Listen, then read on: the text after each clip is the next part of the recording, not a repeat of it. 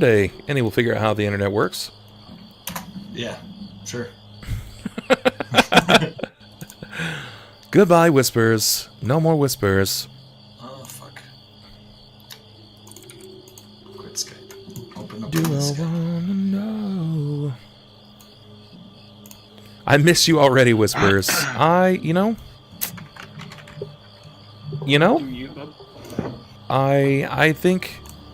I think my life is gonna be okay. It's gonna be sad to see it go, because it's done. You know what I mean? It's gone. It's gonzost. But there are other things in the world. You know, there are bigger fish to fry here. Oh man. Oh man. So let's go ahead and start dropping in some of the necessary stuff here. I haven't used this in so long. Where's the table? Yeah, I don't actually know how to play D&D anymore because we haven't played in like 2 weeks. Can someone hand me a D6 so I can get on my horse? No. Nope, sorry. You actually need a D10 to get on your horse. Shit. You are That's what it SOL. You actually need a D4, but you have to make a 25 save, so... Man, I don't even want to talk D6s. Right now I'm trying to learn how to play Shadowrun. Sounds like a blast and a half. You're gonna learn how to play Shadowrun, huh? You got this, Annie. Who's teaching you how to play Shadowrun? Null and Vid. Cool. Think they can teach me too? Yeah, they probably could, but every action is pretty crunchy. Yeah, that's tabletop gaming. Well, no, like Is it like 2.0 levels of like everything? let's say, for instance, that you want to move up and swipe some guy with a sword. Just pretty basically. Yeah, just a normal attack. First and foremost, you got to figure out what race you are because that limits your movement. 2, you have to roll agility plus blades plus strength for the swipe. And do note, you're only rolling D6s. All right. Yeah, so as much agility as you have, those number of D6s as much strength. So It doesn't really bother me at all. It's like World of Darkness. You just use D10s in World of Darkness. Yeah, it's World of Darkness, both D6s. But yeah, once you figure out whether or not you swing, Then you need to determine if you hit. then you determine if you hit. Jesus Christ. Then you determine if the guy's armor soaks it all, or if he soaks it all. Then you maybe roll damage. Jesus Christ. Sounds so tedious.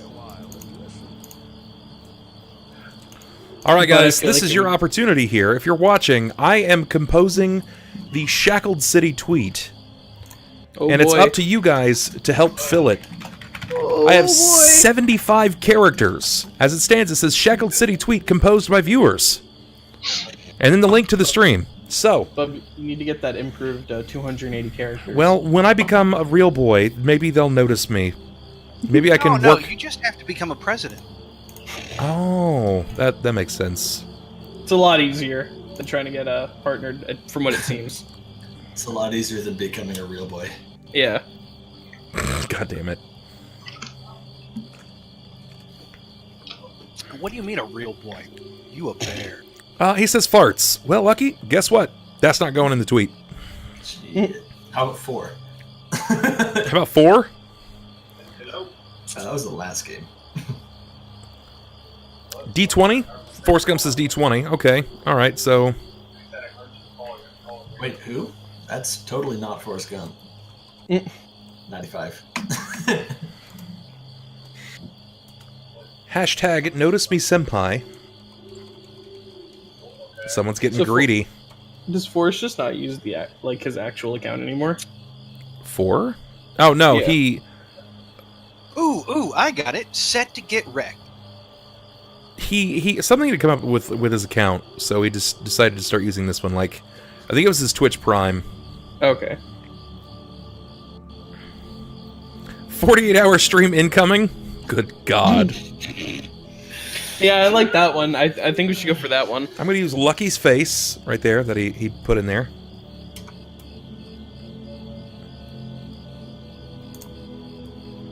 I like the 48-hour. I think we could do 48 hours of Shackled City. What could go wrong? We could do 48 hours of Shackled City. Bub could not do 48 hours. You guys couldn't I'm do not- 48 I'm not hours of worried Shackled about City. You'd be fucking Are you vomiting dice.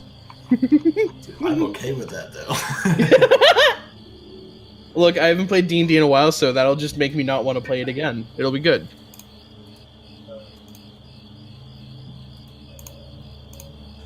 Oh, cool. Somehow I hit a button, and now it's negative 54 characters. Ready? Oh, did you try to paste it and then you... Yep. Yeah, that's why. Alright, so my contribution is... Exclamation mark BBBB. Hashtag Notice Me Senpai. Angry Face. Exclamation mark D20. May be blessed by Bubber RNG. And I'm gonna go ahead and find that emote.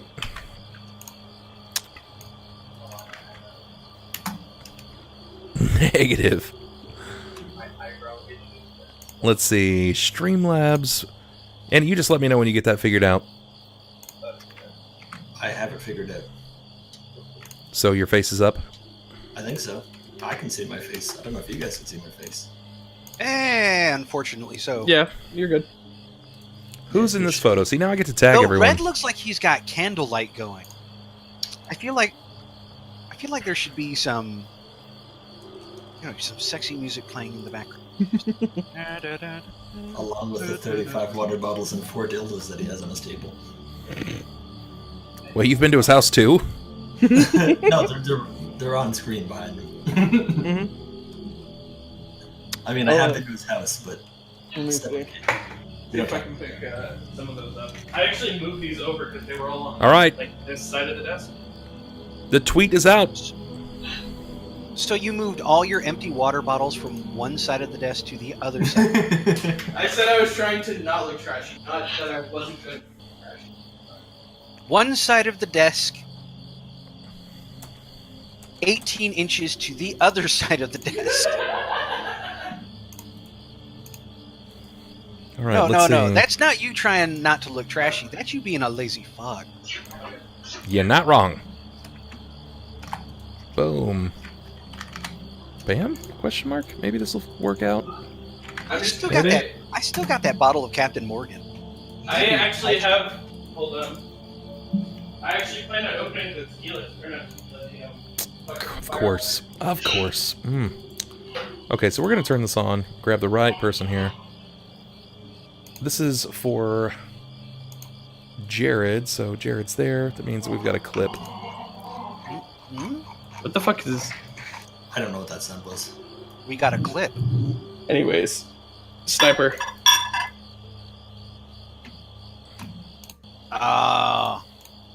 Please don't be filling that glass up.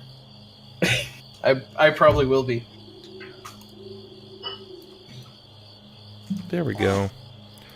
It's not D&D without technical problems, right, guys? Well, it's not Wednesday without technical problems. No, it's practically all of my streams. This is what happens post-Bubfest. Just everything breaks down all at Everything once. fucking quits.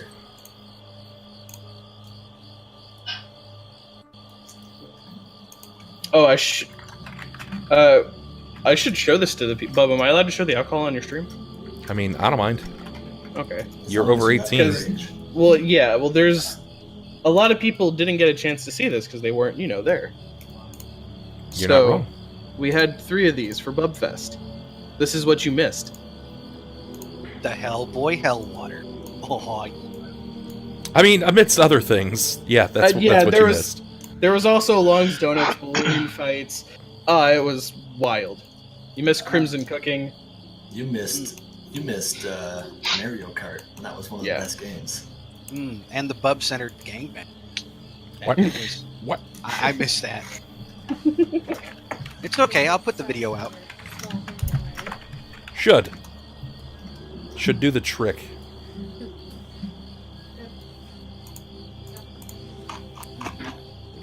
Yeah, Bub. May not be partnered on Twitch yet, but you're awesome on Pornhub. You're partnered in our hearts, bub. You may not be partnered on Twitch, but you're partnered in our hearts. Oh jeez. You'll always be my favorite partner, Senpai. Kill me. Yeah, Steve, I still agree with what we came up on that first night. Cam, we definitely need to eat Logan first, if in that situation. No offense, Logan. Just No, he was cool with it. Yeah, He said that he would probably be tasty. Well, I mean, marinating. he would be the juiciest. Yeah. The juiciest. Good lord. Hey! I shared it out, and look at all the people that shared it. That would be... Oh, yeah, I should do that. Any, Yeah. rabbit, and ketchup. I'm on Markiplier's page. This isn't Bub. You're right. Sure? You're totally right. I got confused because they had the same amount of followers. What? That can't be right. That's totally wrong. No, I'm pretty sure it's right. It'll happen one day. Where is the dice? Did There I we go. retweet? Yeah, okay, I retweeted the original one. That's right, BB. All right, guys. It's been a long time since we played. Some would argue too long. Not me though. Not Good to me. be back in. Long in enough. yeah, it's back. It's good to be back in our game, Dragon's Demand. It's actually Will's crew. Also not wrong. It is Will's crew. Oh, I'm actually about to rename it to like the Fuck Up Squad. That would be a little bit more fitting. Wednesdays. The fucked up few. Yeah, should be. So what have you guys been up to, man? What's been going on? I know some of you guys have been super busy. Sniper, how's life getting back to work? It's actually not been too bad. Yeah. This new schedule is surprisingly working out for me. Now, granted, I've only been on it for like 12 days. It's interesting having days off on separate days of the week as opposed to back-to-back. How about you, Ronald? Ronald, I feel like I haven't talked to you in too long, man. Why we gotta Everything's talk to going that? fine. Same. Having I fun, wasn't any? able to make it out to About Indiana for us. Yeah. Well, I mean, I still like Ronald. Fuck you. Ronald's not a bad person. He just can't afford to fly up to Indiana, okay? So that doesn't make him a bad guy. Misunderstood. He's not a bad person. The felonies beg to differ. So you just been working then? Staying busy? Yeah, for the most part. Nothing really new. Gotcha. How goes the game writing? You've been working on that D&D game, right? The World of Darkness game? Oh, I already finished it. It's just the last time we were going to play it, I ended up canceling because I had to help my dad fill out some paperwork. Oh, okay.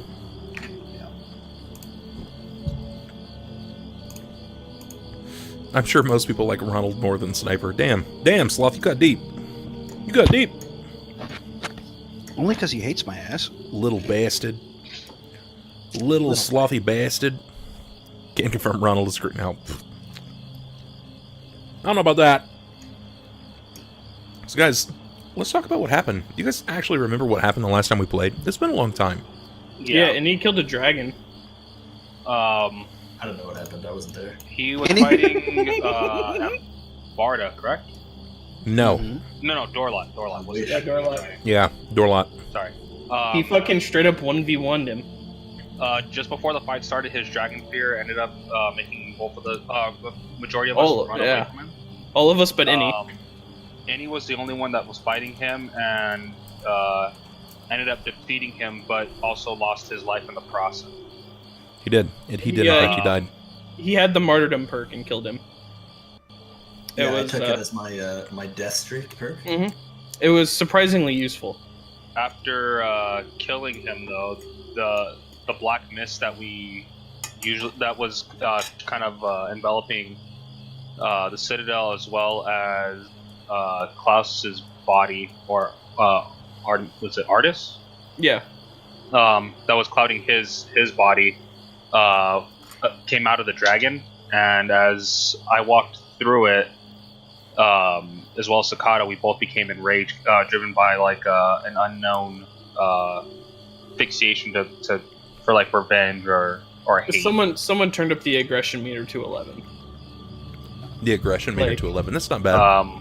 Like it was red-blooded, heat of the moment, fight. Balthar's fixation was towards Ebron, and decided to, without even like thinking, just run to where he was at and go fight him. Sakata just had an instinct to kill, and went after Balthar. And as both of them were in the forest, Sakata found Balthar, and he ended up cutting a large gash into his leg. Even though Balthar was able to hide, and both Sakata and Balthar were able to break the effects of the black mist, Balthar's currently super injured and needs some treatment before the wound gets any worse. Or before at least the wound itself heals incorrectly and it leaves long-term negative effects. Do you think that this powder, the substance that Dorlot was leaking, is just limited to Dorlot? No. How many dragons do you guys still have to fight? 7 or 8. Like 25. Like this week, or? So there's two big dragons. Wait, 3 big dragons that we have to fight. We have Hookface, which I don't remember his name. The third one. That's his name, Hookface. Remembers his name. I thought it might be Hookjaw. Hookface is his name. The other guy who has a normal name, but I don't remember what it is. And Embarda, who we still have to fight. Yeah. Well, the it 3 doesn't help sons that. and the father dragon. Doesn't help that Hookface is like a distant relative of Taserface. Who the fuck is Taserface? I have no idea.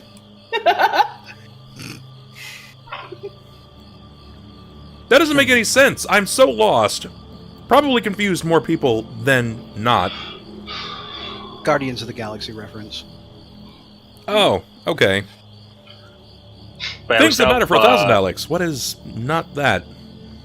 We still have 2 or 3 dragons left to fight. And also that red dragon that was at Crazy Jerrod's head that flew away.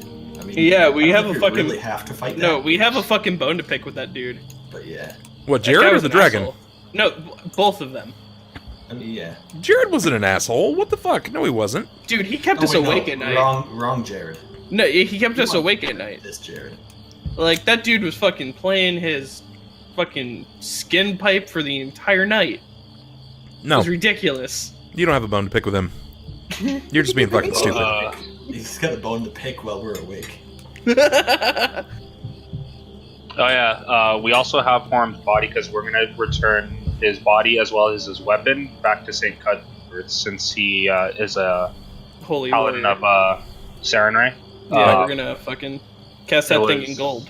Essentially, we're believing it to be his custom for his body to be taken back and given proper burial rites. Okay. On top of that, we ended off the session more or less with some like lighthearted stories and kind of bringing some normalcy to the dark days that are kind of surrounding our. All right, so you guys have some long-term quests. You have some short-term quests. What is the most immediate threat right now? Stopping or finding the animals to get to Red Gorge were very important for us. Spiders. Yeah, the spiders. The spiders were a very big part of that threat. Most immediate threat there ever was. All right, Ronald, Jerrod I'll leave this to you. Since you seem to be the only one that's played this fucking game. Threats right now, we're still having issues with the last laugh, but that's not here at the moment. It's still trying to figure out whether or not this black mist is still around or still affecting Evron. Yeah. This mist was pretty prevalent. It seemed to have an effect over you guys for like even after the dragon was dead. So imagine what this did to Ebron or to everyone else that this seemed to strike. Yeah. Imagine what this material would do to the general populace. And I was gonna say it.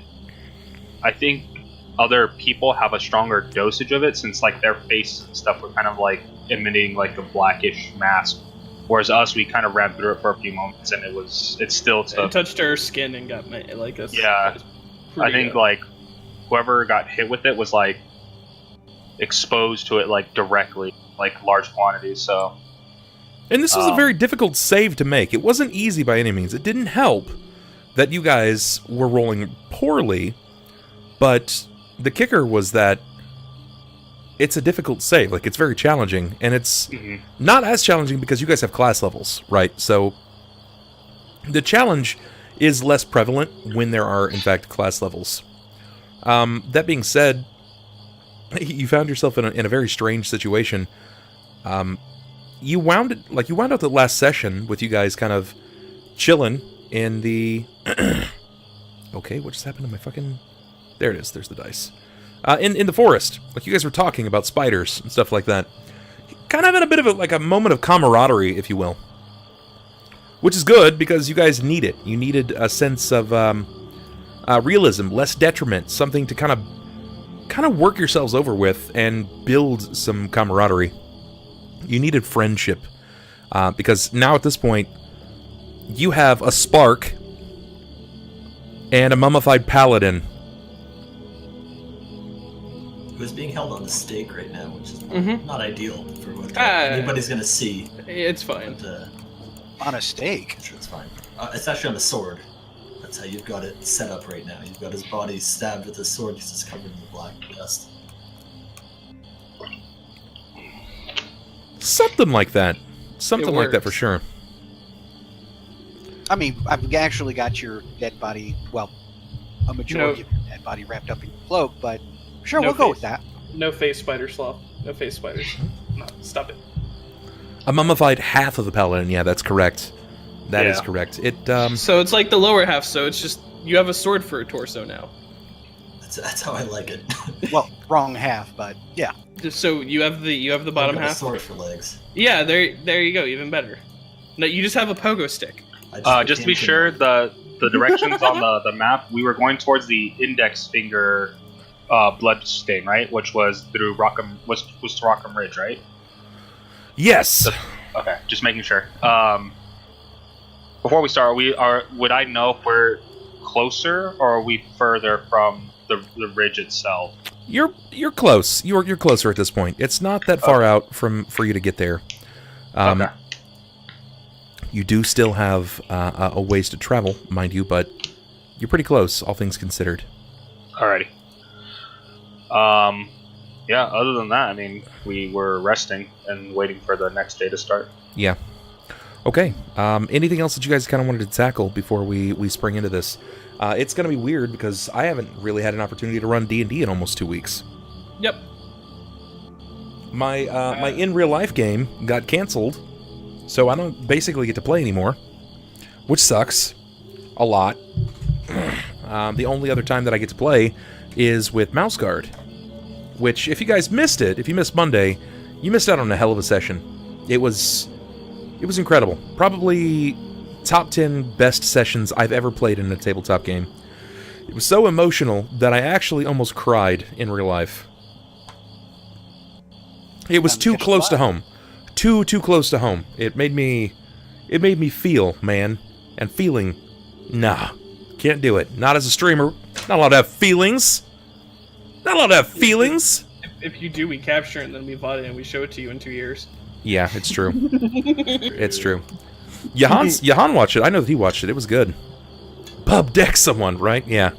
I did. I actually, in the Mouse Guard game, I punched someone. Right in the middle of the rain.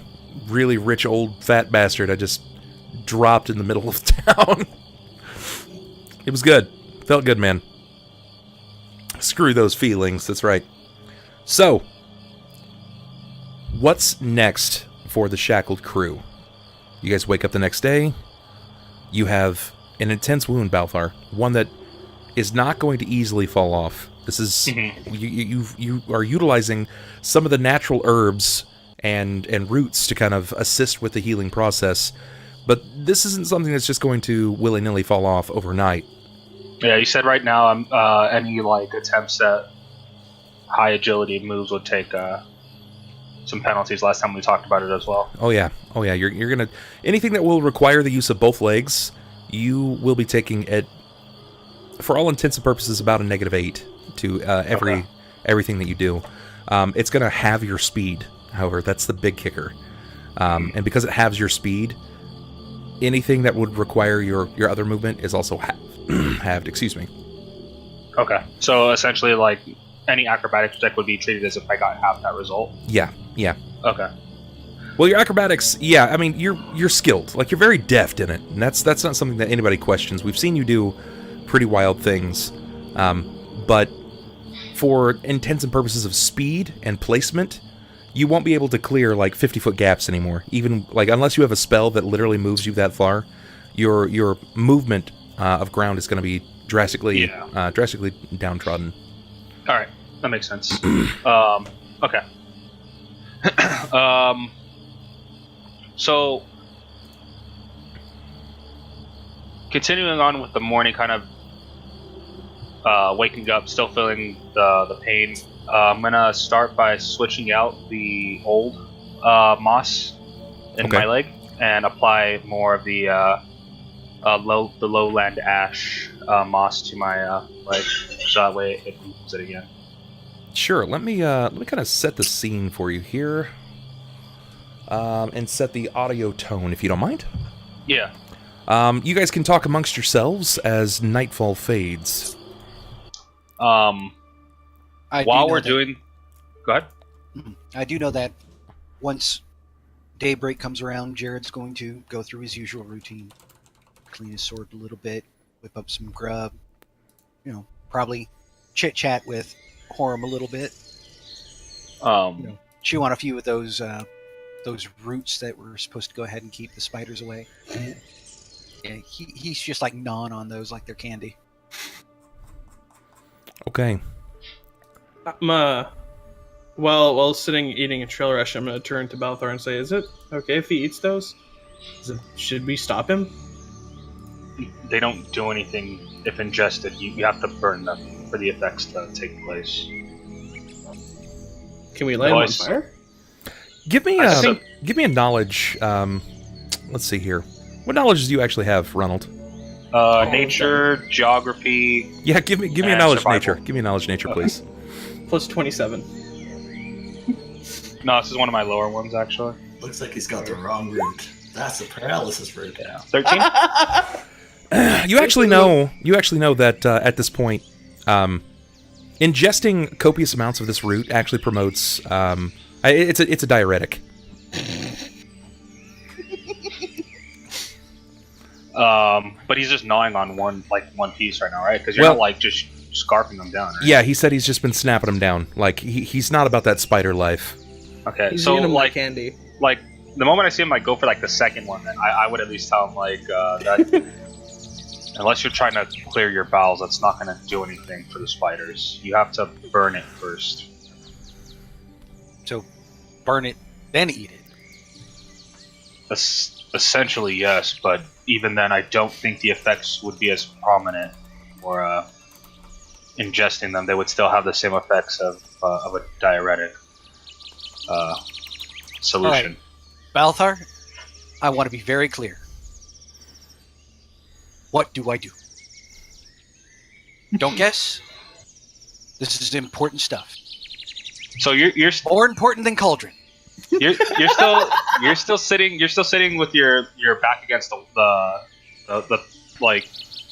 Well, right? no, he's been like whipping up breakfast when he, I'd imagine Balthar steps up and he's like, just so you know, it's going to be the squirts. So looking around, still like kind of like remember that he's like he's afraid of spiders now.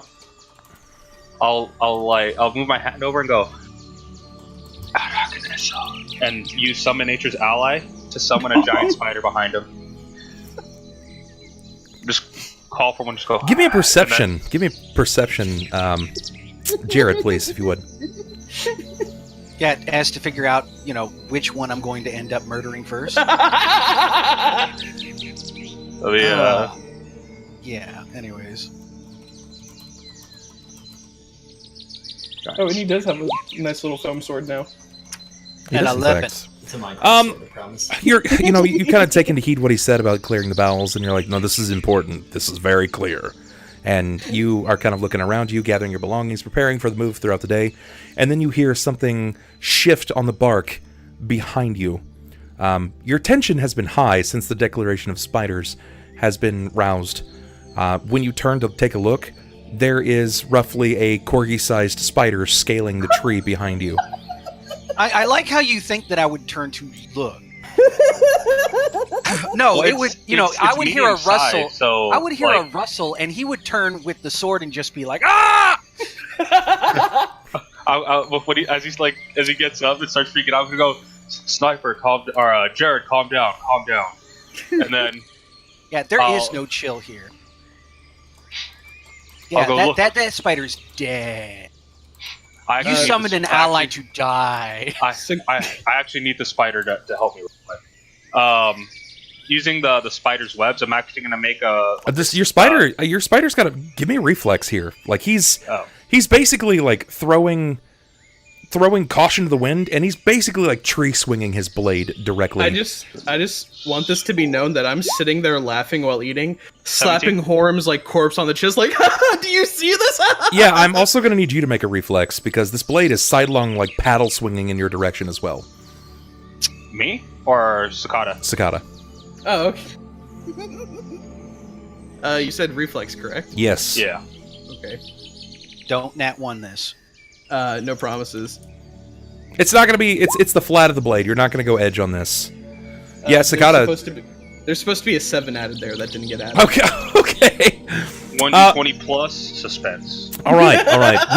Remember, all of you guys actually also have inspiration. The inspiration. Inspiration is still there if you feel like you need to use it. No, Remember, I'm gonna keep this for the spiders. you can also offer your inspiration to an ally, but it comes at a D4, not at a D6. It can go to anything with an exception to damage. It cannot go to damage. Can it worm? You narrowly dodge out of the way at this point. Now you're trying to basically quaff down whatever food that you have at this point. You know that you've got a hell of a trek before you gotta, and you feel this wide forlorn swing, this hellacious yell coming from Jerrod, "Ah!" as he just swings wildly into the tree. You hear the boom as his blade swings flatly into the tree itself. He manages to also miss the spider. Give me a perception, Jerrod, before this even continues. I need to know if Jared's going to hear, if he's going to hear Balthar at all. Yeah, apparently he's going to hear a little Okay. bit out there. I yell in stealth. No, I'm just kidding. Jesus. I stealth and then I walk up behind his ear and whisper into it. He whispers, but it's that yell whisper. He's like, "What the fuck are you doing? Stop swinging at my spooner!" As he like freaks out, I'm like, easy, friend, easy. Just it's a summon. Fucking horse!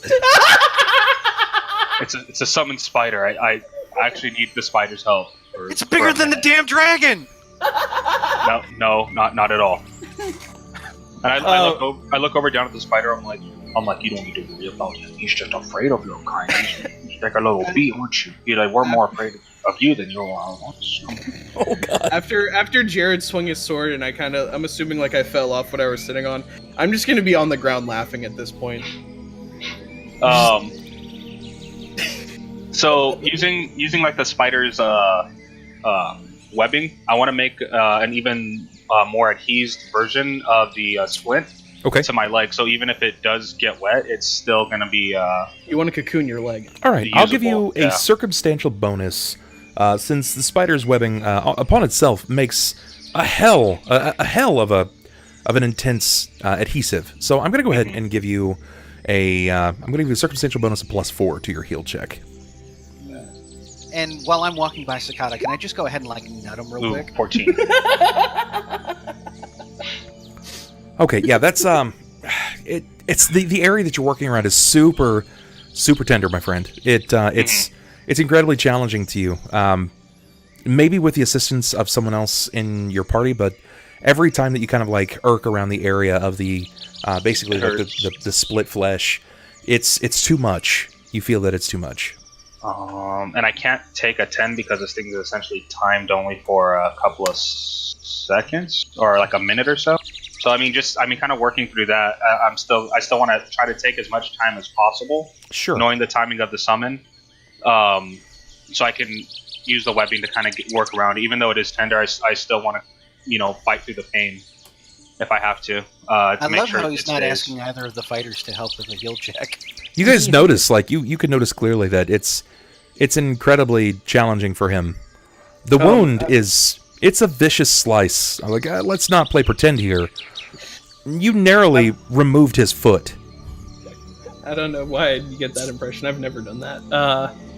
After recovering from my laughing fit, I will try to walk on over to Balthar and... Would you like some sort of help? Like, I can hold it up for you, or I can hold the spider, and like... If you can, just hold the splints together so I can wrap it. Alright. And Bub, I assume I'm rolling a heal check to help? I need you to basically give me a d20. Plus your... Yeah. Go ahead and make a heal check. If you break 10, I'll allow you to assist him in his next check. Cool. Don't worry, because it's only a d20. Hey, that's good. That's good. You get another circumstantial bonus on your next check. It's going to be plus 2 more. Oh, for me? Yes. Okay, cool. Go ahead and try again. I like Jack goes, I hear Paladin Blood has healing properties. That's significantly better. You can tell guiding the spider, because obviously for one reason or another, you're just not afraid of the spider. It just doesn't bother you. Hey, Amped, thank you so much for coming back and subbing, Amped. I love you. Thank you so much, brother. Welcome back to the Bub Club. Guys, can we get a little bit of love in chat for Amped? A 4th month Bubiversary. That's so good. I'm gonna go ahead and I'll start us off. It is just a flesh wound. It just happened to bifurcate his foot. But yeah, I mean, I'm having Sakata hold this as tight as possible because, like I said, I want to make sure this thing's gonna stick. So, I'll just I'm gonna follow his directions to the T with just a very... Balthar's just like, hold this spider and just do this. Just a very consistently confused look at what I'm doing. Yeah, just squeeze it on the abdomen and keep doing that.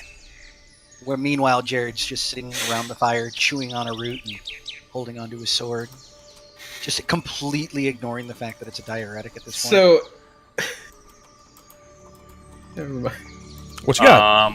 Not eating it, he's just chewing it. I wanted to ask, I'm not holding the spider, right, Bub? Yeah, no, I would assume that you said that you are. You said you wanted to guide the spider. Yeah. After, Balthar, you're done making your cast, correct? Yeah, I'm guessing with the 27 I've completed it, but... Yeah, we'll assume that you did. Okay. After, wrapping his leg up, I'm going to hold the spider cannon up, over towards Jerrod. And I'm going to shoot up and over him. I will kill you. I will end you. It'll just be a straight, net, balloon spiders? You realize that, it's not an udder. Yeah, it's not how that works. You don't flinch a spider together and it fires out like milk. All right, it's not a. It's. I was hoping because this one's giant, it would. Someone who hurt you. Kind of like taking like a glance. Actually, let's go with that. Let's go with Sakata thinking that happens, and he just kills the spider. I'm not gonna squeeze it that hard. He's just got its insides plummeting out. I start slapping his hands. I'm just like, that's that's not how that works. It's I'm just gonna put the spider down, pat it on the head, and then go back to my seat and continue eating a ration. Finishing up, I'll give the spider one last pat on its head, and then the spell will end. So I'll kind of use that as its send off to kind of go back into the forest. Balthar, we're going to have to go ahead and have a long talk about warnings. Can I get a perception, please, from all of you? Yes. 22. I see all the things. 24. Hey, Ranston, coming back in. $4.99 sub. Thank you so much, Ranston, for rejoining, my friend. I'm back 4th month. Lower tier, because funds, I'm sorry. You don't have to apologize at all, dude. You don't have to apologize at all. You are not, one, you're not required. Two, you've decided to sub, period. Like, that's fucking huge. There's zero obligations. If you guys have to fall off subbing, you're not going to hurt my feelings, man. I get it. Life's tough. Life is super, super tough. It's hard. It's the hardest game that we ever play. So thank you that was a 37.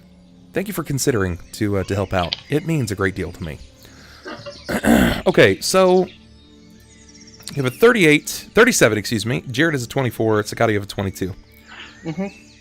Balthar, you're the first to glean this. As you've been trying to adhere to your wound, trying to stay on top of this. You hear something. You hear movement. Something shuffling amidst the forest. It's not moving like a deer. This is moving trodden, very heavy. Definitely not someone that you would declare as unnatural to the forest. By the sound of the way that this is moving, probably a few hundred pounds. Likely bipedal, some kind of humanoid. But you can't tell immediately without seeing. It's just what your ears are informing you. Kind of having like my ears like twitch, I'll look back over to the group and I'll point to the fire and then like kind of signal like put it down, and then I'll do this to signal to hide. Yeah, don't talk to me like that. I said we're going to talk about warnings. I'll go and I'm gonna hide like going up from the little indent that we have, our little hideout area. I'll hide in like the taller shrubbery, kind of before the dip inside. You get what I mean? Say that one more time, please. So like the indent that we're in, like the little pit that we're inside of. Sure, that we're hiding sure. in. Yeah.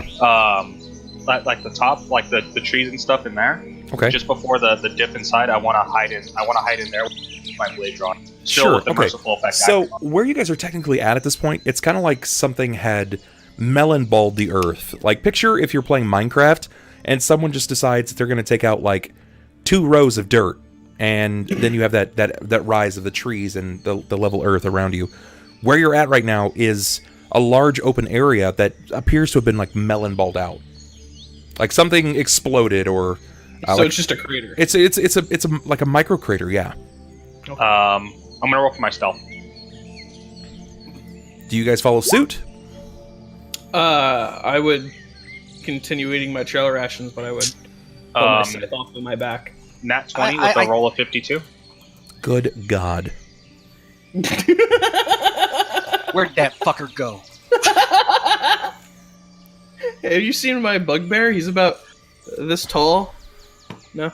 We're the only group with a disappearing bugbear. You realize this, right, Sakata? Just like, hold on 1 second, instantly vanishes, and you're like, Good wait, Lord. no. It was like, an apparition all along. We have that- more of a shot You know at what? seeing snake. I'm gonna go with that. It's at this point that you realize that he's so stealthy, you're not actually sure if you're being stalked by the giant snake and he was just eaten.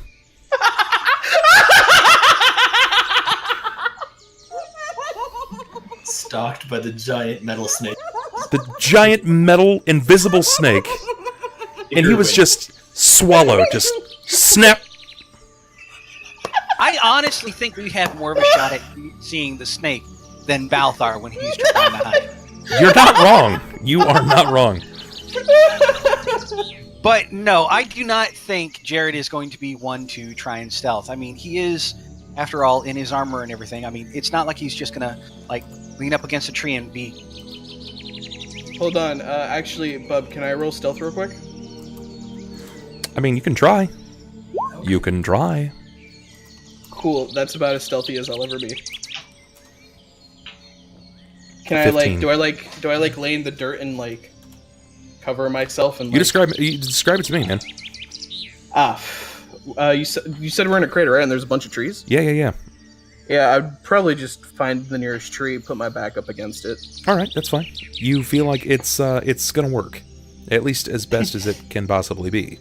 Awesome. No idea though. Now, just to clarify, we're hearing something large, right? Not large, you guys didn't actually hear it at all. You were just like, he said, "Shh, I hear something."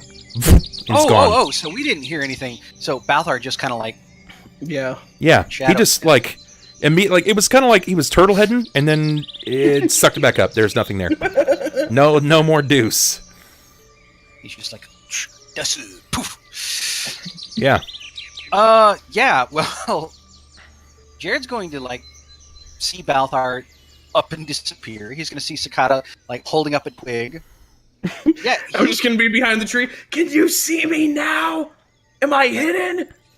yeah, Jerrod's going to move up to the lip and see if he can't get an ID, just, like, scout. Look around, try and figure out just what the hell. Oh, so you're actually Spooked gonna... Okay, you guys can actually see that he's not taking the opportunity to hide. Yeah, He's gonna get up and start, like, he's gonna crest this crater and try to find out what the hell it was. Have fun. I'll be watching intently. Well, I'm still relatively close to him, so if it's any danger, I'll assist. Sure, okay. As best as I can. Do you push forward through the foliage? Slowly. I mean, I'm not planning to get, like, more than 60 feet away from camp. Sure, I got you. I mean, you're in heavy overgrowth. You're right near a font of water, so the overgrowth here is quite rich. So the foliage here, it's not like it's well-trimmed grass. Like, this is some tall shit, man. There's vines everywhere. It's easy that an untrained individual would get lost and or trapped in the midst of this. So, 70s porn star. Gotcha. About as much, yeah. All right. Yeah, we're good. I'm going to go ahead and just kind of, like, wade my way through. Okay. I'll follow behind him, still maintaining my stealth. All right. You'll be moving... remember, you're moving at half speed. You're already in stealth. Unless you took the feat, that would make you move at full speed. Doesn't really matter. You're still moving in half because of your injury. Yeah. So as you're moving about as fast as he can. This is your home. You're comfortable here. As you continue to push your way through this, Jerrod, you hear some movement behind you, but safe to say that it's likely one of your allies. You don't know who it is, but you believe it's one of your allies. It's either an ally or that motherfucker Balthar went ahead and put another spider bomb. Yeah, likely. You're not really sure. But right now, I'm not really concerned about that. I want to see if there's anything out there to kill me, and then I'll kill the spider and Balthar. You see that there is some kind of immediate clearing just before you, but it looks as if it's a natural clearing that's been created by critters that have chosen this as a bit of a walkway to the water's edge. And as you continue to watch, you see a man, an individual. He seems to be cutting a bit more of a swath, clearing out his path with each stride. He walks confidently. If you would, stranger, describe yourself. Well, this man is actually a woman. Okay. Just gotta note that. 2017. You don't say! Oh god. Run! Run! Okay, I'm not too worried. And I have leather armor on with a longbow on my back and a buckler on my arm. And long blonde hair. And I walk relatively gracefully, albeit trudging through mud right now. Nowhere near as gracefully as not as graceful as I would So have graceful. been Sure. if I was. Look at the way the mud falls at her feet. So you have a buckler, you have leather armor. Well, no, it's a chain shirt. I lied. Okay, Forgot. you've got a chain shirt. Before. Chain shirt, So, you have a buckler. What kind of weapon are you using to clear this path? Is it just like a dagger? Yeah, it would be just like a hatchet? Okay, a Just dagger? by the Gotcha. Alright, you aren't really paying any mind. You're kind of following the path that has been given to you, this permanent guide. There's actually something... What is your character's name by chance? It's Deia. Deia, okay. Deia, you were gifted, or cursed, with an item at a young age. And there has been no luck, zero resolve in the idea of removing it, Deia. It's actually what appears to be some form of monocle. It appears to be a spider-like monocle that attaches to the upper left portion of your head. The claws, these tendril-like fingers, seem to seep past your scalp and rest nestled against your cranium. And the abdomen, if you would, like the spider's behind, seems to rest over your left eye. And it's a monocle. This is something that's a bit unique. You were cursed with this item. You don't know why. You're not sure how it wound up in your life, but you woke up with it, as it didn't injure you upon implant. I woke up like this. This item forces you to seek out great evil. And for whatever reason, you found yourself treading this path, seeking out a great evil. There has been word in your neck of the woods where you've come from about a great evil, a few great evils actually, dragons, commanding presences. And as this information gleans to you, you find that this monocle is guiding you forth, like a homing beacon of sorts. If you chose to ignore it, it seems to have negative repercussions. You're not sure why, but it injures you. And we'll talk about that a bit more later. So I want to be clear. Jerrod is seeing a blonde in a chain shirt with a bow trying to cut a path with a dagger, and she's wearing a monocle. It's not just your traditional monocle. It looks very much like Victorian era Spider monocle jewelry that seems to be like it's embedded in her scalp. She's the queen of spiders, Sniper.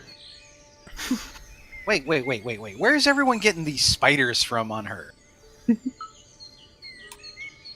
I mean, did somebody say that the monocle looked like a spider or something? Yeah, actually. Yeah, in my description, yes. Yeah. Bub said it multiple times, actually. I told you before, Bub, I only pay attention when you're interesting. And I told you, Sniper, I only care about you when you're paying.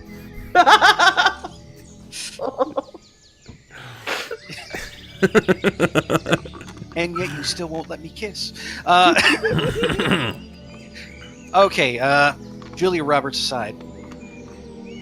Yeah, seeing this female walking through the forest, and looking like she's probably having difficulty since she is trying to cut away with a dagger, Jerrod will kind of like give a short whistle and lean out of the path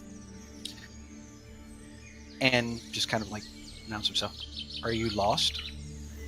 Alright, so I want to ask you here. Deia, you've been minding your business. You haven't had human interaction in probably several days. It's morning in the middle of a jungle, and then you hear this dulcet tone from some kind of humanoid figure or something that can speak common, and it just asks, "Are you lost?" I'm immediately going to whip up my bow and knock it out. I love how Bub makes it sound like, "Are you?" That's how you fucking said it! That's how you said it! Are you lost? I just concerned, not like, "Hey, baby." You come around these parts Not often. usually. Yes, because believe it or not, Jerrod isn't Sniper. Yeah, see, I don't see that. I think every one of your characters are fucking perverts. Deny it. Deny it!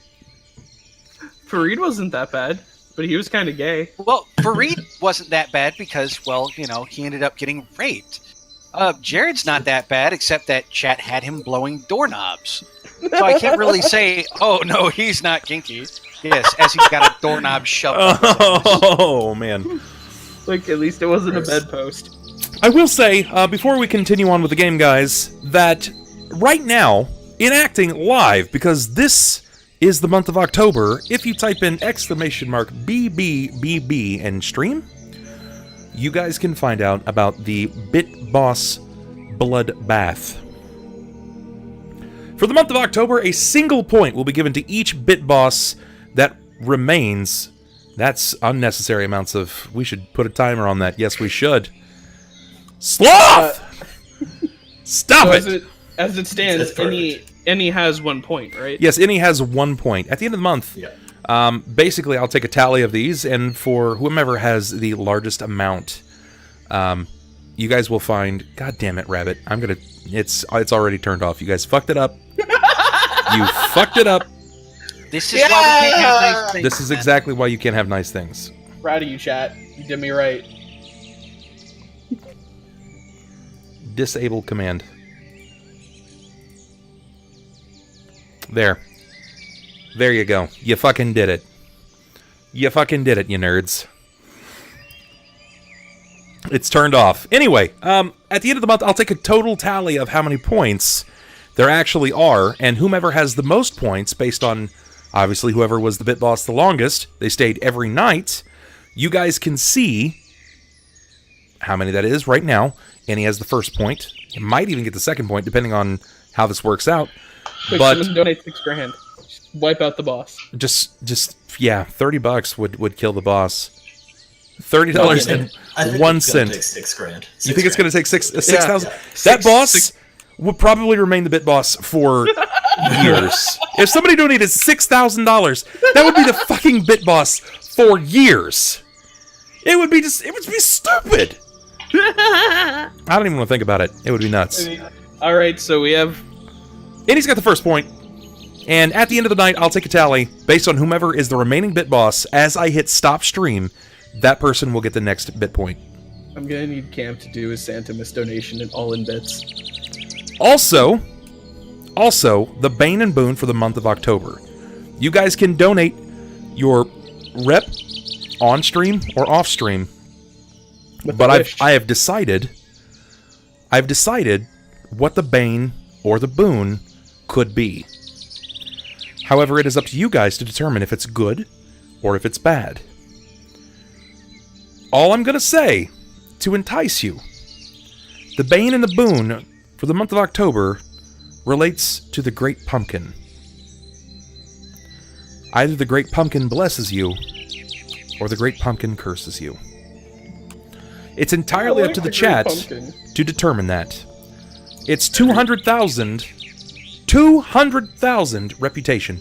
Guys, we're sitting at 18,264. I know you can get it. I know you can get it. One person right now can donate and figure that out. Let's just solve it right now, but that's entirely up to them. Yeah. Bress, we wouldn't go ahead and fight the Great Pumpkin. No, we'd end up fighting superpowered Linus. You know, I think you might be the only person that realizes that's a Charlie Brown reference. Wasn't that the Easter Bengal that he's fucking waiting for some shit like that? No, he's waiting on the Great Pumpkin. Bub, we're not that young. We've seen Peanuts. I've also seen that very episode. I still have it on VHS. I actually have it on Blu-ray. It's one of my favorites. I saw Halloween Town last night. I watched The Greasy Strangler. Does that count as a horror movie? Segue. Okay. No. By the way, Sniper, you should watch Greasy Strangler. You'd appreciate it. Yeah, it's definitely a movie. The Great Pumpkin is definitely a movie. It's a good one. See, I know that that's not true. I know that not everybody knows about the Great Pumpkin. I know that's not the case. I feel they play it enough during the entire Halloween month of October. and then Chill your young man tits. My hair is still not racist. Splodes. During calm your hammer for Charlie Brown as well. I am having the hardest time saying that name. Ninpokun Sama Sensei. Yeah. Ninpokun Sama Sensei. Ninpokun Sama Sensei. Yeah, I think that's right. Yeah. Ninpo Kun, which is the honorific. Sama, another honorific. Sensei, another honorific. Yep. You could basically call him Nimpo Sensei. Yeah, it's what Will says. They're pretty much a household staple. They're played pretty much all the time during the holidays. Yeah, I have a lot of staples in my household. Yeah. Okay. It's honestly holding. We're all agreed. You're all old farts. Welcome to the club. Do they? Woo! What? I don't have cable, so I don't actually know where they air these shows. CBS, ABC. Ah, okay. Yeah. All right, that makes sense. The same companies that go ahead and air 24/7. Exactly. The meaning of life or whatever it is. Yeah, I haven't had cable in almost a decade, so it's definitely not Cinemax. Skinamax ain't getting no peanuts. It's Skinamax at roughly Oh no, 2 Skinamax o'clock. got peanuts galore. Yeah. Um, Oh jeez. yeah. Oh, Lord. Oh, Lord. That's right, Rabbit. I did. Please no Charlie in the brown. See, the one on Skinamax is the one where he walks in, his parents just goes, "Ugh!" Just walks. Yeah, you're just hearing wah wah wah wah wah wah wah wah wah wah. God damn it. Why did it have to go And that's there? when I caught my mother cheating on my barber father.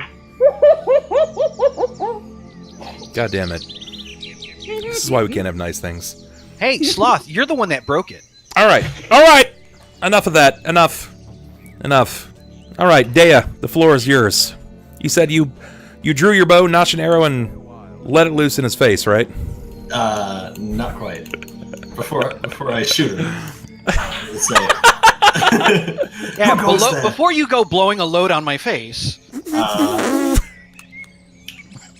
Okay. With that, I'm gonna release the arrow.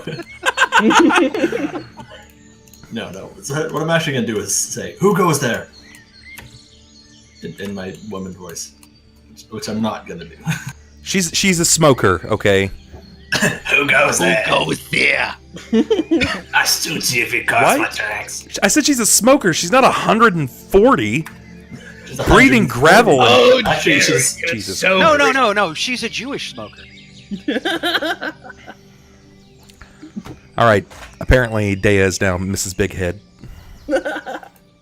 Who goes there? That's Is that what. better, brother? Yeah, that's way Is better. it better than a chain smoker? Yeah, that's way better. Oh yeah, I can work with this.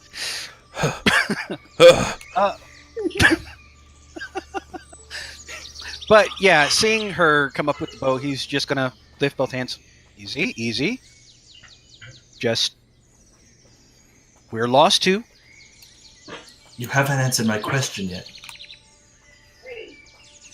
Oh, who I am? Who goes there means who are you, not what are you doing? Well, I tend not to think too clearly when I have an arrow in my face. I'm Jerrod Skellerang. Now, you would be... A stranger to you. Okay, that's rude as fuck. Oh, okay, no, sorry. Madam, that's rude. I don't see any reason to be kind to a stranger. Right. Anyways, do you need help or are you fine? Have you seen any great evils around lately? I'm looking for, what is a dragon? Have you seen any of those around lately? Yeah, we just killed 400 one Alex. yesterday. You killed the dragon yesterday. I hadn't seen you as someone capable. I didn't personally kill it. And the fellow who did met an early demise. I mean, it was... He managed to take the dragon's dead. Who was this man that killed the dragon? You never heard of him. He's doesn't really matter if I've heard of him humble. or not. He was a real family man, but just you'd never heard of him. Why do you try and keep his identity a secret? If he is to slay a dragon, he's some kind of honorable man. It's not some simple feat. Well, he was very simple. As you are, doesn't mean you haven't told me your name. I just told you, my That's what I just said. mouthy little bitch. Look, his name was Horam. He was a follower of Saren Ray. He was a paladin. He The sounds like dragon- an honorable man. The dragon Dorlot managed to best him, but he definitely didn't Okay, let hold the on. dragon walk away. Shut up for a second. This dragon Dolot. This is one of Emparta's children, right? Yeah, May I see where this happened? Is it far from here? Not too far. Maybe an hour's walk. It's too far for me. I'm set. I have to find an evil that is near. I'm being Balthar, guided to do so. You would overhear these things. Jerrod's not exactly being quiet. His voice kind of carries. They're not whispering. He's engaging in some kind of conversation. Yeah, right, besides, he wouldn't be quiet because he wants Sakata and Balthar to hear. Oh, yeah, there's somebody with an arrow in my face. I'll slowly make my way out and kind of come up from the shrubbery. So about 10 feet beside him, he's just a bugbear appears out of thin air. Just the bugbear leans out too, you see him exit the dimensional door that he came out of, just casually. I feel like I have to try harder for people to see me than to actually hide. It's probably true. You should probably put a blown up red nose on your face. Whenever you walk into frame, just go. Hey, there's an apple in that too. When people put yellow tape on their windows to make sure like people don't run into it, like that's what I do with. I put a piece of yellow tape right here, like. It's like, hey, I'm over here. Could you not? But I'll step out from the shrubbery and I'll stand. Oh, Deia! As I point my bow at him, because all of a sudden, there's a 7-foot-tall bugbear just stepping out of the shrub.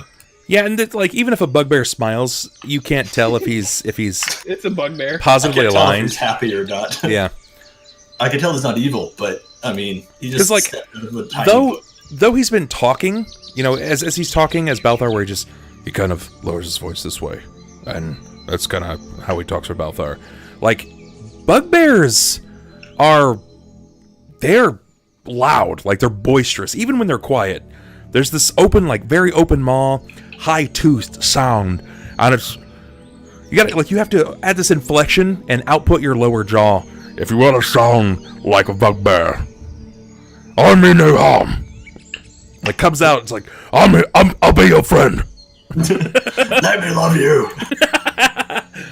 My name is Alec Quartermain. I'm establishing a league of extraordinary gentlemen. I'm picturing this bugbear with a big red nose popping out and being like, "Come on, Georgie." Good God, no. But yeah, I'll step out as I see her pointing the bow at Jerrod. Well, you've made it clear that you're no foe of ours. And this evil that you speak of, it's not far from here. We're actually heading over to Rockham Ridge now to deal with the problem, if you would like to join us. I do sense a great evil near. I don't know quite how close, but I know it's somewhere around here, and I'm driven by...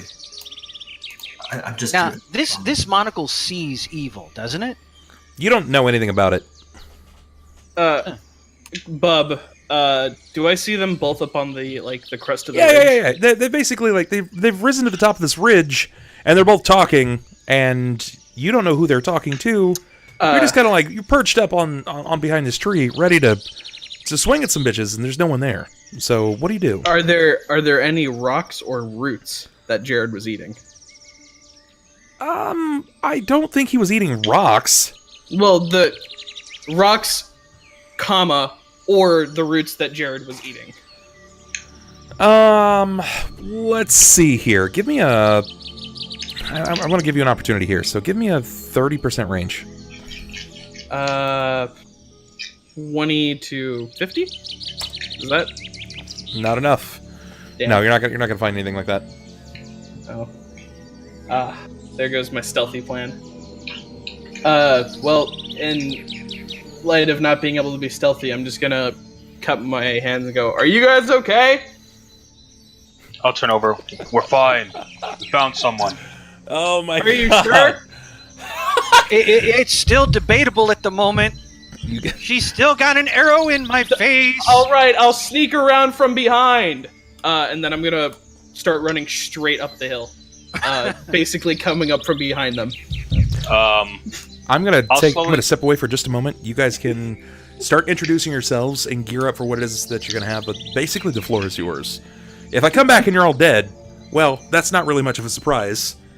But I'll be right back, so hang tough, and you guys just kind of talk and roleplay. Alright. So, I'm going to, like I said, I'm going to scream that, hey, I will sneak around, and then after saying that, I'm going to start walking straight instead of, walking around. I kind of like the idea of you just barging, just charging through the brush, loud and boisterous. I'm gonna sneak behind! In your heavy-ass armor. It's basically what would happen. I just start running up, I'll just put my hand out to, slow the fuck down. And, as I hear him yell, I'm coming up from behind. I'm going to say, how many of you are there? It's just us three. We ended up losing a friend of ours last night. If there's a fourth, do I shoot him? Okay.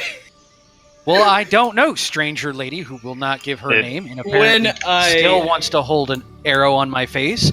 Maybe we've got 5, 6, who knows? When I crest over the hill, I'm going to take the Gnasher's Tooth. Don't you dare fucking ollie. That has the body on it. And as I get towards the top of the hill,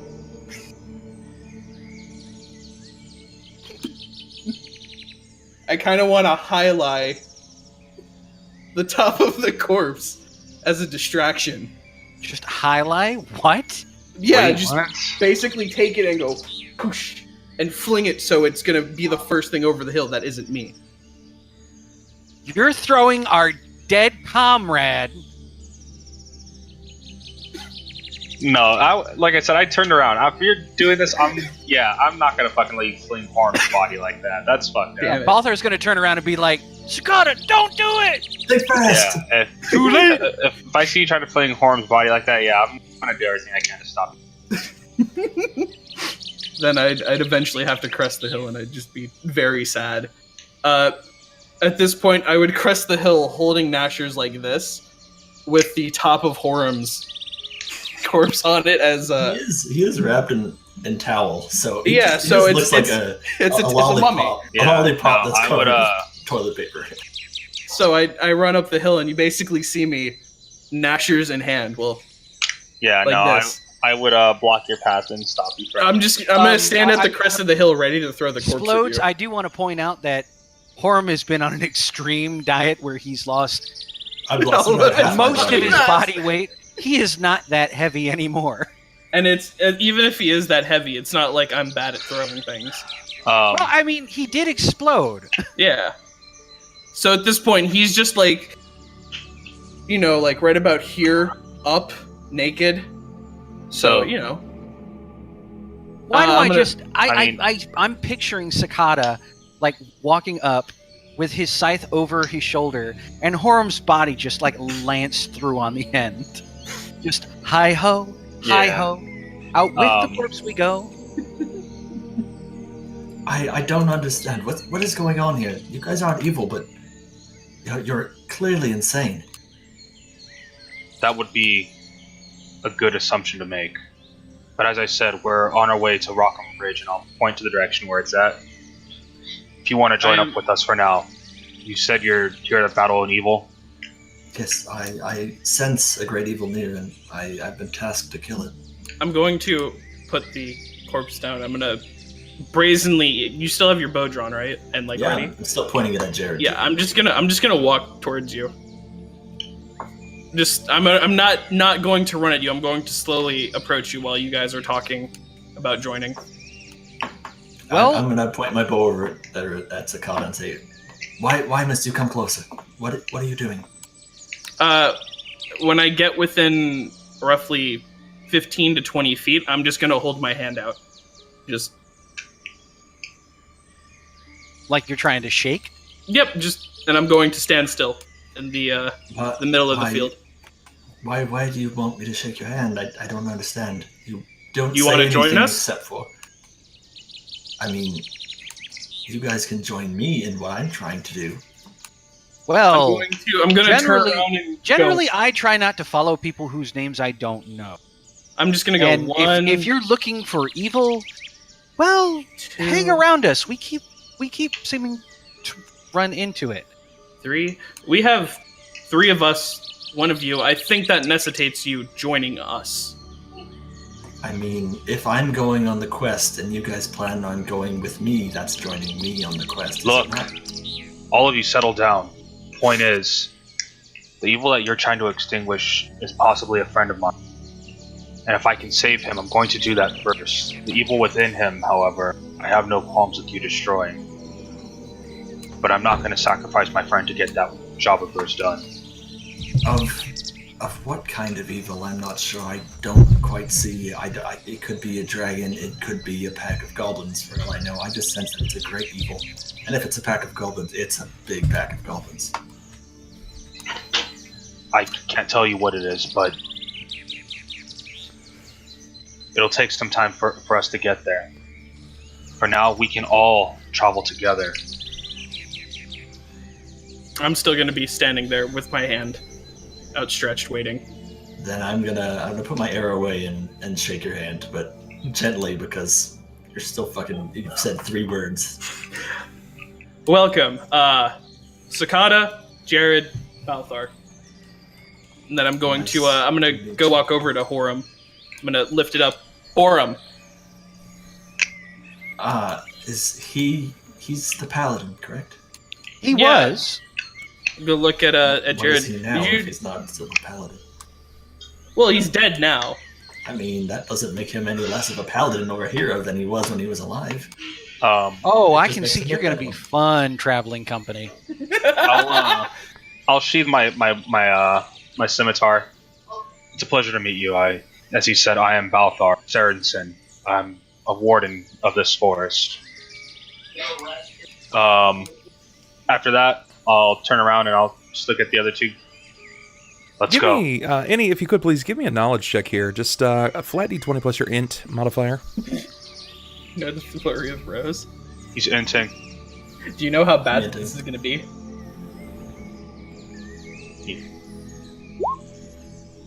Well done.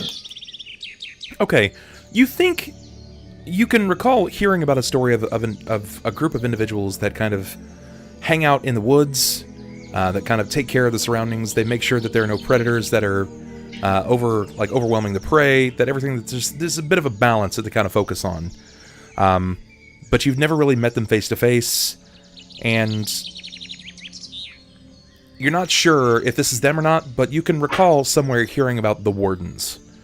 So this may be them. This may be him and some of his group, but you certainly weren't expecting a bugbear. We're all. Actually, he is still stealth.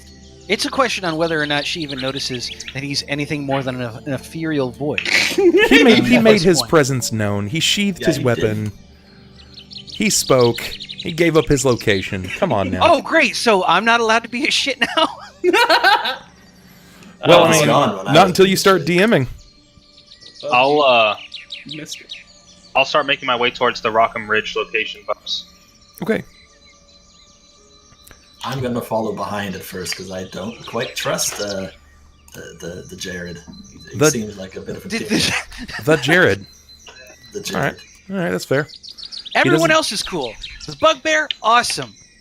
The guy carrying the corpse, cool. I have a good idea of where the bugbear is. Sakata seems simple, but I mean, that's about it. I think he's gonna start attacking me for no reason. Bub, you missed it.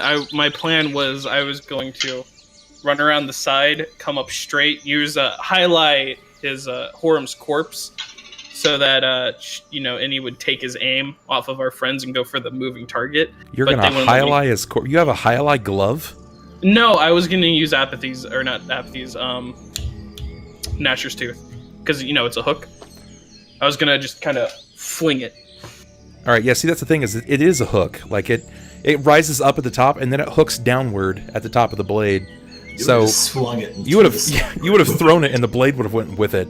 I mean, it's an overhead throw of a body with a sword in it. Yeah, that wouldn't have gone well. Yeah, he didn't do that. No, Balthar wouldn't let me. Oh god. That wouldn't have gone well at all. All right. So yeah, Jerrod's gonna move ahead of the stranger. So the marching order is Balthar, Sakata, Balthar, or Jerrod? I believe me, because he doesn't want to be near me. No, Jerrod will go first. I mean, Jerrod will go after Balthar.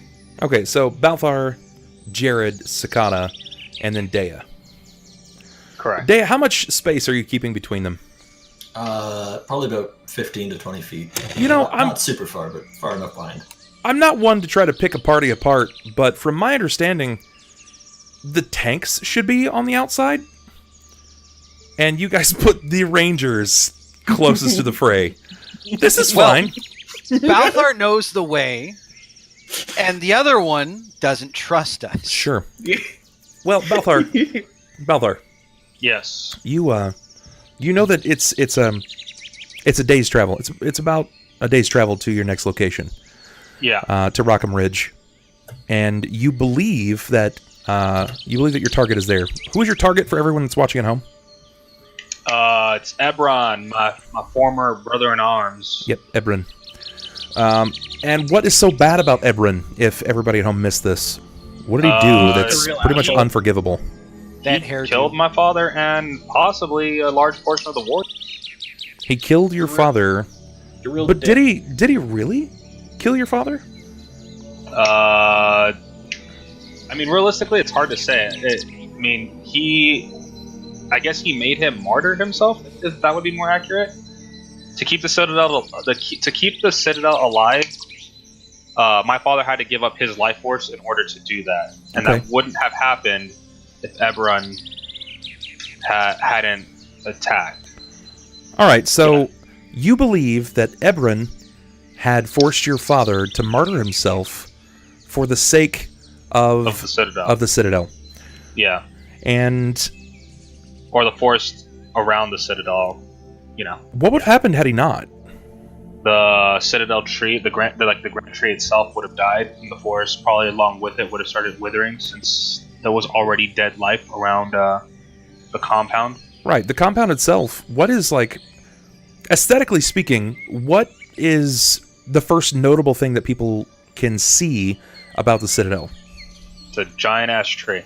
It's a giant tree, but there's something else about it. About the tree itself? Are we talking about the outside of the tree?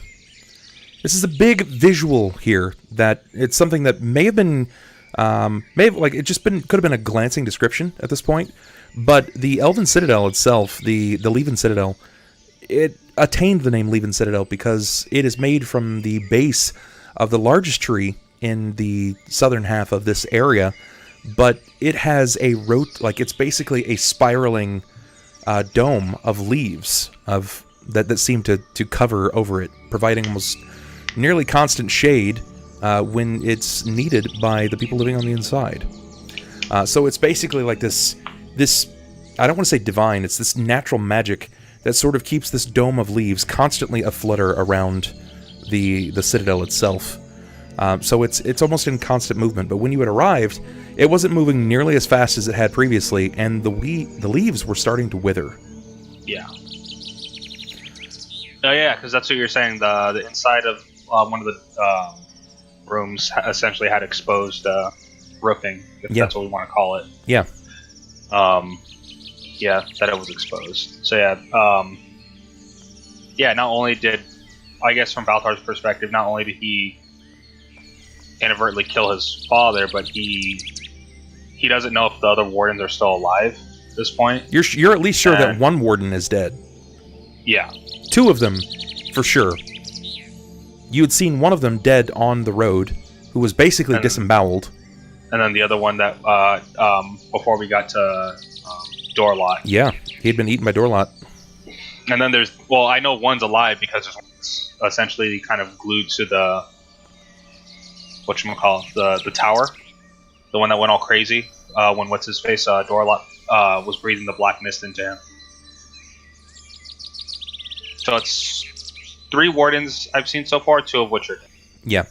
And then there's Ebron himself, who's possibly still alive if there's any circumstance that... What evidence do you have that Ebron did this? This is actually probably his largest offense that you have the most reassurance of him doing. Thrinian, Balthar's like, I guess, bonded brother, I guess is the best way to put it. Yep. Had him depict a picture of Ebron holding my father's bow. Yeah. But when he was drawing them, it was like a black shrouded face that he had saw. So, what did he do to a Thoranian? He cut out his eyes and his tongue. Didn't cut out his eyes. Definitely cut out his tongue, but he didn't cut out his eyes. Basically drew a blade from temple to temple right through the middle of his eyes. Okay. Didn't cut out his eyes, but definitely had done enough damage that he's blinded. Yeah. And he communicated with you, saying that it was Ebron. Yes. You couldn't understand it immediately, but after seeing the depiction, plus what he was saying, you kind of understand. So you believe that Ebron at this point has been afflicted by this darkened mist, this powder that Dorlot has... Possibly. Okay. Because he also has a thought that he's kind of willingly given into the power, just because... I don't know. It's kind of like a conflict of he doesn't know if it's... He took that dark power in order to get something that he might have coveted secretly, or if it was just kind of like he fell victim to this darkness, unknowing to him, unknowing to what it was, and that's why he's not so keen on killing him yet. Right. So, you got a lot of information, and you can choose to share this with Deia if you like. As of right now, she's just blindly following because she thinks that there is evil afoot, at least going in this direction, something that must be dealt with. She seems to have the same candor about herself that Horam did. This certain positive aura that lingers. It's almost borderline heroism. So, Balthar, you know that the direction to Rockham Ridge is a day away, but there is perils. Specifically, there is one large peril in your path, and it's going to prove to be a bit of a hindrance to you and your allies, regular or newfound. Why don't you describe to me, and to the rest of your party, what that peril is going to be? For getting to Rockham Ridge itself? Yeah. That... Oh, shit. I don't even know if we discussed that. It's been a while. No. If you guys remember. Nope. Yeah, that I'm not No, this is... Remember what I'd said before, where I was going to start kind of letting go of the reins and letting you guys start telling the story. And since this is premiere point of your story, I need you to grab the reins here and tell me what the peril is that is in your path that's preventing you from immediately getting to Rockham Ridge. All right. So we're going to Rockham Ridge. If you say it to Rask, you're on your own. No. The challenge is you must fight 17 Tarasks without any stopping. Balthar, I want to go home. Do you know how far away we'd have to be if we had to fight 17 Tarasks? That's like the Rocky Mountains. So like all of them. It would be because we're walking through towards the rocky portions of the lowlands now. We're going what, south, north? Well, no, yeah, northeast of Cauldron, right? That's right. Towards the mountains. Well, you're in the Southlands, and you have to head back up northeast. Yeah, you have to head northeast from your current location. Not northeast of Cauldron, just northeast of Elven Citadel. So kind of turning around, still like limping, but kind of explaining to the group, heading back up this way, where we're hitting giant territory for the most part. Not only that, because we're hitting the lowlands itself, the weather here gets kind of unpredictable. and we are going to end up hitting like a marsh. So travel walking through here is going to be extremely hard. And if it's kind of one of those, it's kind of like the Lord of the Rings, where like if you don't know how to navigate the actual path, going through the first time, you're essentially like set up to get killed later on. I'm gonna turn back to Deia. Do you know what Lord of the Rings is? Well, that's what I'm telling you guys. It's out of character, but So in game, explain it to them. So yeah, okay. Hold on, give me a second to get back to character. So there's some things we have to be cautious of making our way to Rockham Ridge, making our way back up towards Cauldron, or at least somewhat in the direction of it. We're going to be heading into Hill Giant territory again. Even though the last few that we fought were stragglers, we're heading into the part that most of the larger clans inhabit. Before that, however, we're going to be hitting an unusual part of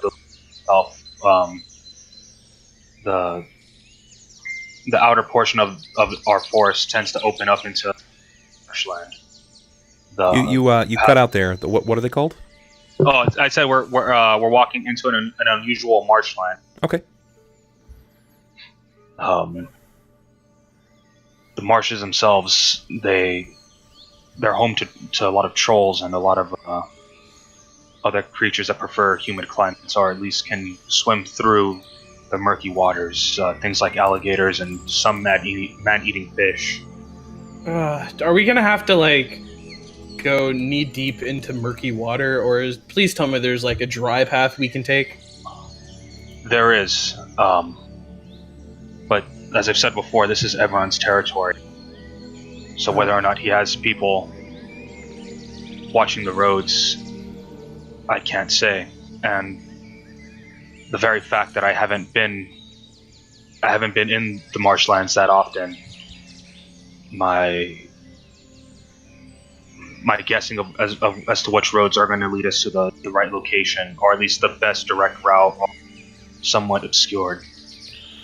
So you have recalled that your father had informed you that this particular area, this marsh, the giants in this conversation, they're proud, quite prominent in this area, and they don't really like outsiders. He had a bit of a silly name that he called them. He's not sure if it's something that he came up with himself or that he had heard directly from them. Remember, he is the protector of this area. And at one point, your father was a warden. He did patrol these areas. The name that he told you was, they called themselves the Marshwater Stompers. They were tall as trees, and they didn't take kindly to those outside of the marsh. And it's a giant clan.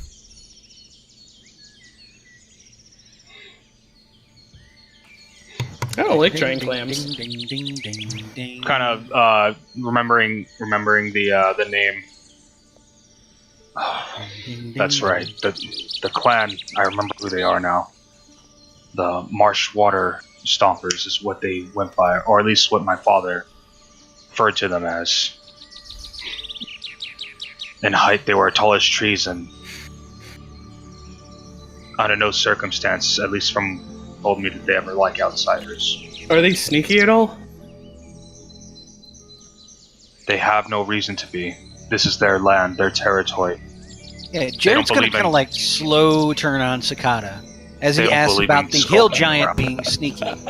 I'm just going to look at him and say, look, man, you don't know. Klaus has pissed off some things before in his life. I don't throw it. All the cards are on the table at this point. Even so, they aren't what concerns me. It's the trolls in the area that do.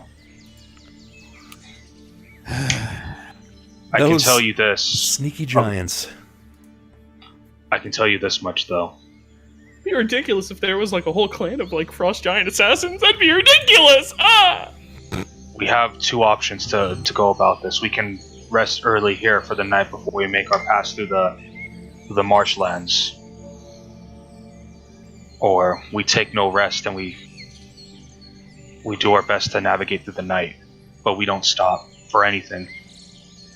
Well, I don't know about you, but I can't see in the dark. So I'm going to recommend we move through daylight. I don't have a lantern anymore. Klaus broke it. Then it's settled. Oh, upon saying that name, I'm going to turn around to our new friend. By the way, we have a magical orb. His name's Klaus. You'll meet him later. You know what? You'll love him. He's a great guy. Magical. What's? He tends to have a very electrifying personality. Now, I am Balthar. I am with Jerrod in the staying the night. Although staying the night in a marsh sounds frankly we're not staying in the marsh. We're not in the marsh yet. Trust me, you'll know when we're there. Great. But this area is prone. The area that we walked into now is prone to rapid weather change. So it's a little rain. What's the worst that could happen? Hurricane. I've been in Cauldron at least long enough during the rain season to understand how much rain falls in such a short amount of time. That happens every couple of hours here. I'm gonna look around. Bubba, are we in another mini-esque crater? You guys really haven't moved that far from your current location. You're just kind of trekking through, and he's given you the information regarding what lies before you. It's still technically very early. We're also losing another day for meeting at Red Gorge, which is why I'm presenting you with the options now. Yeah, it's a bit necessary that we be able to see where we're going. So we'll be sleeping the night before we go through the swamps. And I would remind you, we'd be closer to Red Gorge were it not for us trying to have him take care of all this. So we're still a little salty about that. I mean, a dragon died. Now, the kicker is this. You know it's a day to get to your location. It's a half day to get to the swampland, the marsh. If you just decide to camp out here, you're still only like an hour away at this point. You've just kind of informed them what it is here. So, Balthar, I'm going to leave this up to you here to dictate to me a situation where you can get around this. I need you to explain to me how you're going to try to affront these giants or a way around. If you go around, it's going to take even longer. So, I mean... And to be fair, you didn't really leave Ithiranian any kind of food. Yeah. Well, I mean, me being having dark vision, that's why I kind of presented it to them. Not that I don't think they have it, but getting through the marshlands isn't necessarily the issue with the giants. Like I said, they can, in a sense, be reasoned with. Even though they hate outsiders, it's the trolls that are the problem. And it's one of those things that once one of them kind of detects onto us, it's like they start swarming in and trying to kill us. Right. So that's why he presented as if we're gonna go, like we're not stopping for anything. Like we're running through the whole night. We're gonna keep going until we hit essentially the outer portion of the marshlands into the giant territory, which is kind of the issue. So like there's like two dangers going through, but like the first part I guess would be the worst one of it. We can barely keep our eyes on you in the daylight. What makes you think that we're going to be able to go ahead and keep up with you in the dark?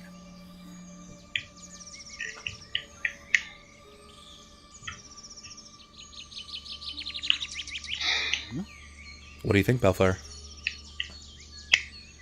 I think, regardless, we should still try to make an effort to go through.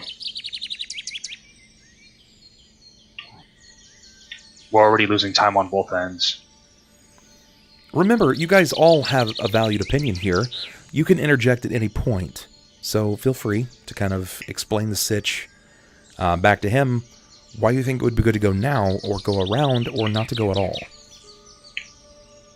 I'm all down for going through.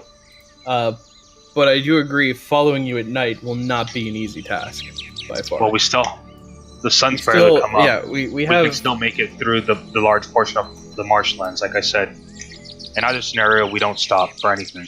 Well, I'm good to go then. I'm gonna turn around. So, just to be clear, you believe that we can get through the swamp? The first part of it, yes, but at night is when we're going to be walking through the giant territory, and that could be a little more difficult to deal with since they don't like outsiders. Marshwater Stompers are a proud race of giants, and unlike most hill giants, they're not stupid. But they are reasonable. I feel the need to point out that what I do requires me to be able to see what I am swinging my sword at. You've hit plenty of things in the dark. Look. If we'll be out of the worst part of it during nightfall. We can be close enough with torches to see our path through the rest of the way. The only thing is, we have to just be ready to deal with the giants when they meet up with us, and chances are, if we're going to do this with lighting in any form, we have to just accept that they're going to find us. No, I can deal with the idea of them finding us. I can't deal with the idea of them finding us in the dark. We're on a time constraint either way. Right. Deia, do you have anything to add here? Yeah, I was going to say, I'm going to turn around to Deia and say, hey, we're having a little bit of a tiebreaker situation. So usually we have this guy, and I'm going to port to Horam. He usually, was like the decider, or, our electric spark, but neither of them are here. Heads or tails? Do you got any...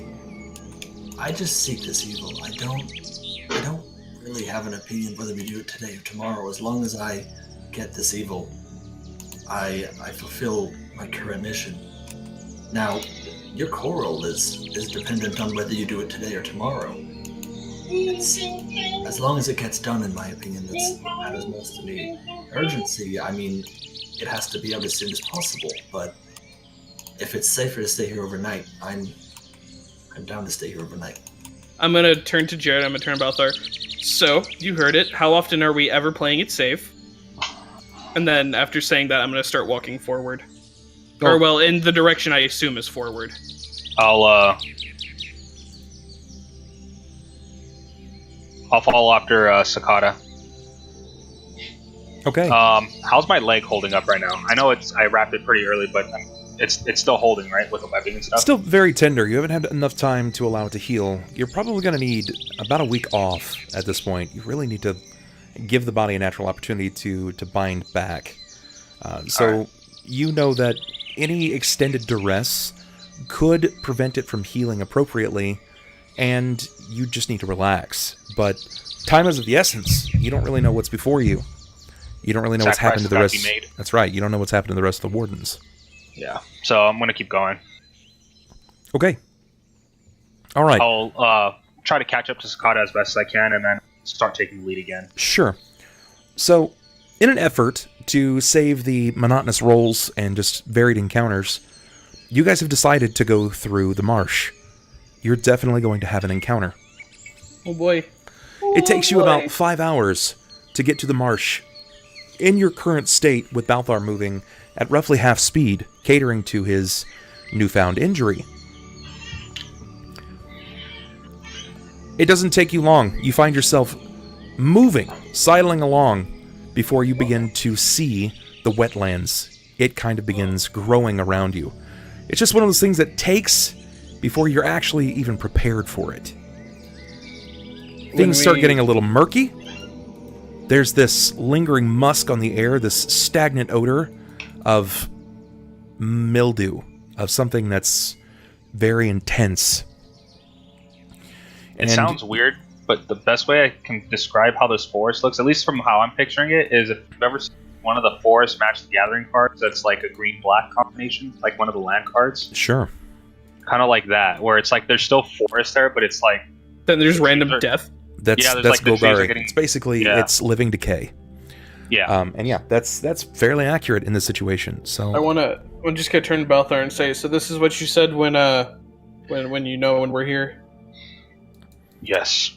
I don't like it. I'm going to it's musky, man. Everything is warm. You Everything feel got this that funk. humidity. This like you can see on your armor. It's beginning to condensate. I'm just gonna stretch and oh my god, you people fucking live here? Oh god, why would anyone do this? Like, I trust think me. he already said that it's just trolls, alligators, and giants. Well, those Sounds like trolls can Florida. find better places.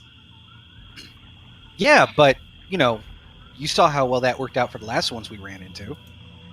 Give me perceptions, please, as you guys are kind of meandering along and discussing things. I need perceptions, please, from a lot of you. My eyeball looky things give me a 20. Sure. 44 with natural 20. Jesus Christ. A Balthar. second nat. Yeah, and that 20 on perception. Very good. Balthar, you were the first to see, like, you're the first to immediately see before you. You spot a giant